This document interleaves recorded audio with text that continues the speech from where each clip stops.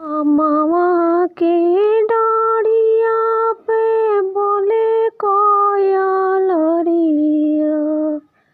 हरि सुगना बोलेला बसवर लालन जी। हरि सुगना बोलेला बसवर लालन जी। पापा के जंग चढ़ी बोले लाल कवन दुल्हा, सुनी पापा राज हमारे लालन जी। सुना पापा राज हमारे लालन जी। फूल के मोरी पापा बिहान न जइबो, हरे सोने के बनवाई द मोरिया लालन जी। फूल के मोरी पापा बिहान न जइबो, हरे सोने के बना द मोरिया लालन जी।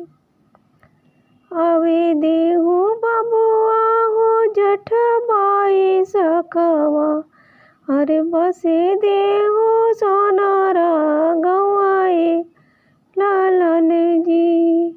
हरे बसे देहु सोनारा गवाए लालन जी। मोहर बजवाई में बबुआ माओरे बनाई, हरे रोहिया चलिया ससुरालय लालन जी। हरे रहसी चलिया ससुरालय लालन जी। रहसे लाया जाना रहसे ला पाजन हो, हरे रहसे ला सब बरी या तो लालन जी। हरे रहसे ला सब बरी या तो लालन जी। करवा के बियावा बिचावा में रहसलन कवना दुल्हा, हजो हम चलनी ससुरालय लालन जी। करवा के बिचावा में रहसलन कवन दुल्हा, जो हम चलनी ससुरालय लालन जी। अमवा डाढ़िया पे बोले कोयलरिया, हरि सुगना बोलेला